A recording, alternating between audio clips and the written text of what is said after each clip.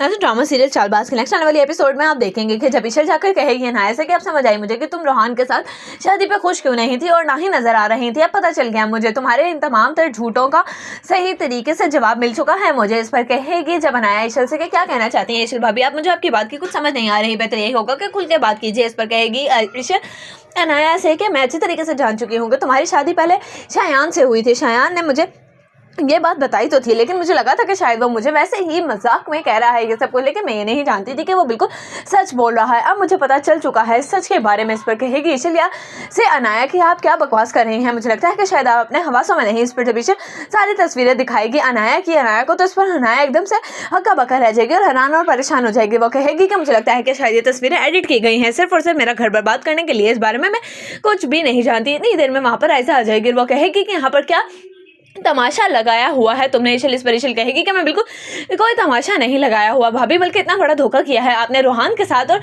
इस घर वालों के साथ। अगर तो मैंने सब लोगों को बता दिया तो क्या इज्जत रह जाएगी आप लोगों की। इस पर कहेगी आयजा ईशल से कि अगर तो तुमने ऐसा कुछ भी किया तो एक बात याद रखना है कि तुम्हें इस घर से मैं निकाल दूंगी। इस पर कहेगी ईशल कि मुझे लगता है कि शायद इस बात के बाद आप मुझे नहीं बल्कि असद भाई आपको और रोहान अनाया को इस घर से चलता करेगा। उधर आप देखेंगे कि आयजा बहुत ही ज्यादा परेशान होगी जब अनाया उसको ब्लैकमेल कर रही होगी और कह रही होगी कि अगर तो मैं सबको ये बता दूं कि आप अपनी अब्बू को जबरदस्ती इस घर से जाने का कह रही हैं तो क्या इज्जत रह जाएगी आपकी। इस पर कहेगी ऐसा कि तुम किस किस्म की बातें करी और तुम बताओ कि ये सबको जाओ जाकर बता दो, किसी से डर नहीं लगता है मुझे। अब तुमने किस कदर दिमाग खराब करके रख दिया है मेरा, और अगर तो मैंने सबको बता दिया तुम्हारी हकीकत के बारे में और तुम्हारे पास के बारे में तो तुम जानती हो कि क्या होगा। इस पर कहेगी अनाया ऐसा से कि हाँ ये तो आप भूल ही चुकी हैं कि जो कुछ भी छुपाया है ये सब आपने ही तो छुपाया है ना, और मेरी शादी भी जबरदस्ती रोहान से आपने ही करवाई है ताकि किसी को ये पता ना चल जाए कि पहले से मैंने शादी की थी रोहान के साथ नहीं बल्कि शायान के साथ हुई थी मेरी पहली शादी। इस पर ऐसा कहेगी कि बेहतर यही होगा कि ये बात अपने तक रखो। इस पर कहेगी अनाया